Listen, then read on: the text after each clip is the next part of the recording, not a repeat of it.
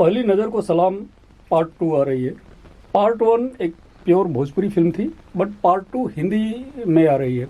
एक बहुत ही unique combination है। फर्स्ट टाइम ऐसा हो रहा है, मुझे लगता है कि पार्ट 1 की कोई और लैंग्वेज है और पार्ट 2 किसी और लैंग्वेज में बन रही है। इस पर क्या कहना चाहेंगे Santosh ji, as a director of the film? देखिए, यही कहना चाहूँगा कि हमेशा से मैं प्रयोग करता रहा हूँ एक्सपेरिमेंटल। हमारा एक्सपेरिमेंट हमेशा सक्सेस रहा है। तो इस बार एक नया एक्सपेरिमेंट कि जो भोजपुरी पहला पार्ट जो था भोजपुरी में था और इसको हिंदी में लेके आने की सेटअप, और अभी के टाइम में जो एक अच्छा और बड़ा फिल्म का ज़रूरत है भोजपुरी में, ताकि कुछ हंगामा हो, है ना, ताकि जो थिएटर पे ऑडियंस है फिर से लौटे, क्योंकि थिएटर से ऑडियंस जा चुकी है। और 2 साल पहले एक फिल्म बनाया था वेलकम, एक यूट्यूबर को लेके, तो उसने 8 साल का रिकॉर्ड तोड़ा था, लेकिन फिर चीज़ें रिपीट हुई नहीं।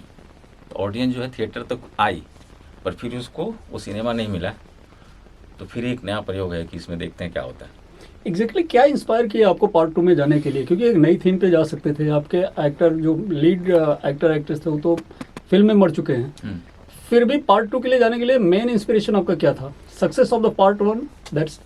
क्योंकि जब मैं सोशल मीडिया पे, पहले मेरा ध्यान नहीं था इस फिल्म के ऊपर, कि जहाँ बड़ी बड़ी फिल्में होती है तो आदमी क्या होता है कि अच्छा चलो एक हुआ फिर, लेकिन जब लोगों ने मुझे बताया कि बड़ी हिट है, और फिर जब रिसर्च करना चालू किया तो देखा कि ऑडियंस बहुत है, और जो थिएटर में कमाल नहीं कर पाया था मेरा क्लाइमैक्स, वो सोशल मीडिया के ऊपर कमाल कर दिया, यूट्यूब के ऊपर। तो फिर मैं लोगों से पूछना चालू किया, तो बोले कि नहीं, हम थिएटर तक जाएंगे, देखेंगे, है ना। और फिल्म बहुत ही अच्छी थी, तो ये सोच के फिर इसको बना रहे हैं। और सबसे अच्छा बात क्या है कि जो पैसा लगा रहे हैं, जो इसमें राज्य हीरो हैं, पहले पार्ट में भी वही थे, और अच्छे बिजनेसमैन हैं, और पूरा रिसर्च करके उनको लगा कि नहीं, इस बार फिर से कुछ नया हो सकता है, तो आदमी आगे बढ़ा।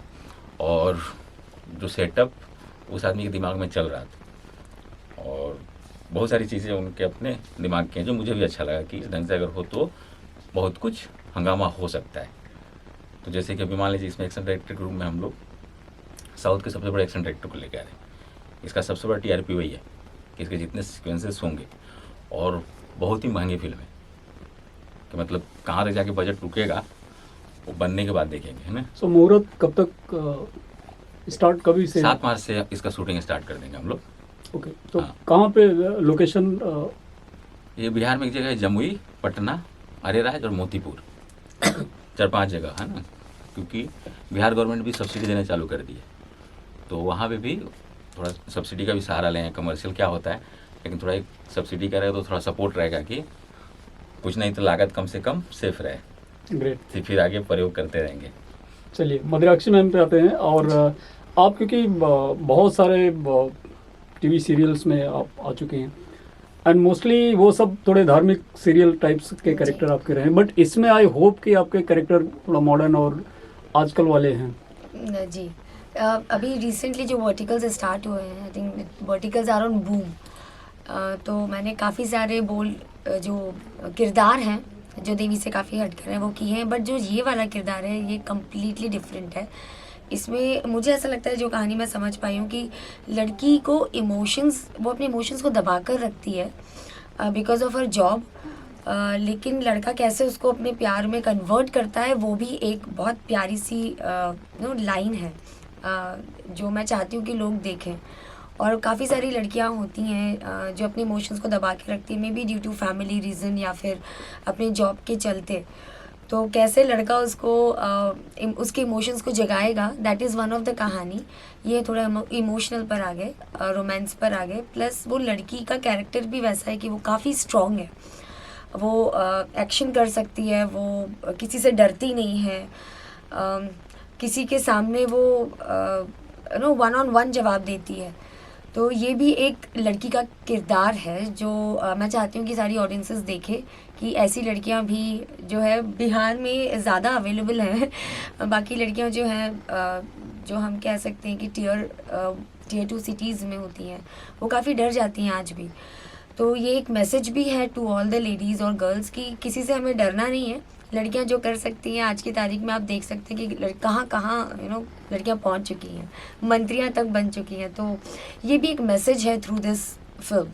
तो lot of messages, I mean ये तो हम बारीकियों में जाएंगे तो यहाँ तक पहुँच पाएंगे वैसा। ग्रेट। वैसे ये पार्ट 2 है फिल्म का और आप पार्ट 1 का हिस्सा नहीं थी, जी। तो पार्ट 1 के बारे में आपने कितना स्टडी किया या कितना जानने की कोशिश या फिल्म आपने देखी क्या फर्स्ट ऑफ ऑल? नहीं, मैं ये बताना चाहूँगी कि मैंने सर से और जो पूरी टीम है सर की, उनसे मैंने पूरी कहानी सुनी है पार्ट 1 की। In fact I have seen trailer also, बहुत अच्छा बना था।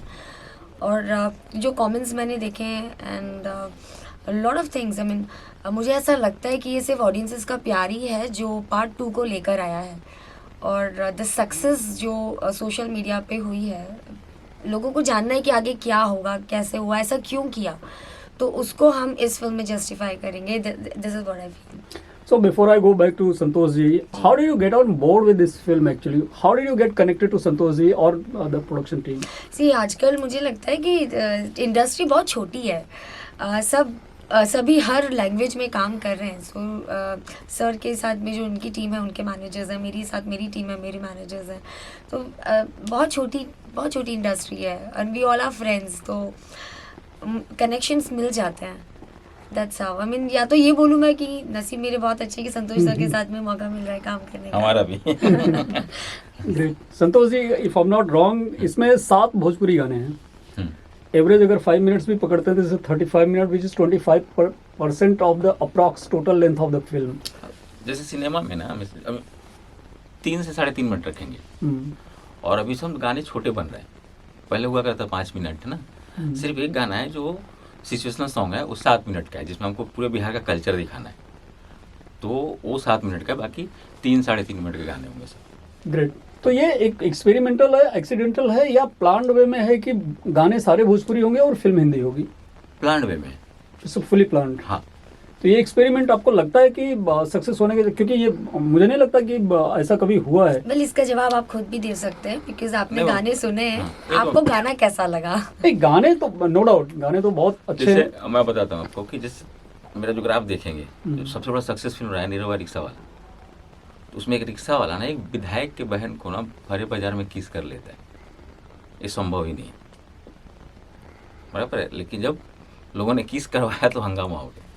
एक पिक्चर है पटना से पाकिस्तान, ठीक है। सनी देओल गदर में जाते हैं तो दिखता है कि सनी देओल कल उखाड़ लेंगे और हमारा हीरो निरहुआ है ना, वो सनी देओल से कहीं आधे हैं। लेकिन वो आदमी जाता है पाकिस्तान में, झंडा गाड़ गया तो पब्लिक स्वीकार कर लेती है। बड़ी सक्सेस। तो भोजपुरी के अनिल शर्मा, आपको कहना गलत नहीं होगा, है ना। तो उसी तरह से तो हमेशा एक एक्सपेरिमेंट, जो मैं वेलकम का एग्जांपल दिया है कि जब वो एक यूट्यूबर लड़का बेचारा, उसकी अपनी ऑडियंस थी, मुझे अप्रोच किया कि सर आप मुझे लेकर फिल्म बनाओ, मैं प्रोड्यूसर प्रोवाइड करता हूँ। तो मुझे कहीं से नहीं लग रहा था, मुझे लग रहा था जब उसको ऑडियंस फ्री में देखती है तो 100 रुपये का टिकट कैसे लेगी। लेकिन 8 साल का रिकॉर्ड उसने ब्रेक कर दिया। तो एक्सपेरिमेंट हमेशा से, अब ये जो एक्सपेरिमेंट है इस पर पूरा जो आप बोले ना प्लान वे में, तो हर दृष्टिकोण देखने के बाद कि इसको क्या होता है, और जहाँ तक सोच रहे हैं कि सफल होगा एकदम। सो लैंग्वेज चेंज है तो इसका रिलीज का जो दायरा होगा वो बहुत बड़ा होने वाला है, वर्ल्ड वाइड जाने वाला है या नेशन वाइड, क्या प्लान है? मतलब अभी तो हम मान लीजिए कि 9 भाषा में इसको प्लान करके चल रहे हैं। Okay, all Indian language. हाँ, रिलीज करने का, और भोजपुरी में शायद पहले बार होगा। अब उसमें कितना सफल होते हैं हम लोग, तो क्योंकि वो उतनी भाषा में अगर हम रिलीज करने जाएंगे तो उसका अपना एक्स्ट्रा पेन है, जो पब्लिसिटी खर्च वगैरह सब चीज़ है ना, तो उस बड़े पैमाने पे वो किया जा रहा है। अब देखते हैं। सो मध्याक्षी जी, बिफोर यू वाइंड अप, आप आपके खुद के जो आपने कैरेक्टर अभी तक प्ले किए हैं सीरियल्स में, उसमें आपका द मोस्ट फेवरेट कौन सा रहा है? और एक थोड़ी सी आपकी फिल्मोग्राफी या जो आपके सीरियल्स की है वो थोड़ा सा आप ब्रीफ करेंगी just for our audience. Okay, तो सारी जो कैरेक्टर्स मैंने उठाए बहुत सोच समझ के प्लान्ड वे में ही उठाए।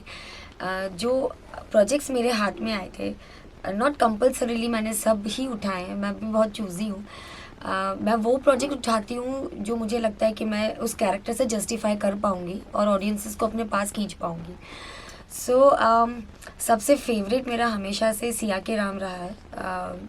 सीता जी की दृष्टिकोण से उस शो को दिखाया था, और वो मेरा फेवरेट इसलिए भी है because that was my debut show और बहुत बड़े लेवल पर हुआ था।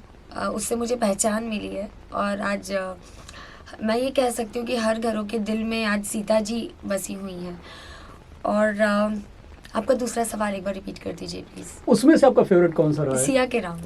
ओनली नहीं है तो सारे फेवरेट सभी मेरे किरदार मैंने खुद मतलब मैंने चूज़ किए हैं कि मैं ये करूँगी, कर पाऊँगी, क्या मैं ऑडियंसेस के साथ जस्टिफाई कर पाऊँगी, या मैं उनके इमोशंस को इस किरदार को प्ले करने के बाद मैं उनके इमोशंस अपने पास खींच पाऊँगी। So that's how I read it first. मुझे लगता है हाँ मैं कर पाऊँगी तो ही मैं काम करती हूँ, अदरवाइज आई वर्क लिमिटेड।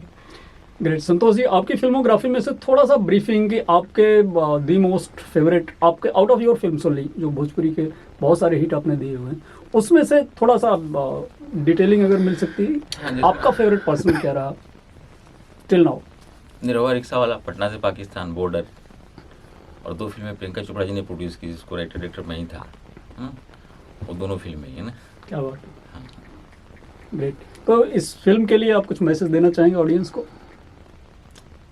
बस जैसे मतलब जो भी एक्सपेरिमेंट किया हूँ है ना, सम्मान मिला है आपकी तरफ से, तो इस फिल्म को भी सम्मान दीजिए है ना, और सफल बनाएं।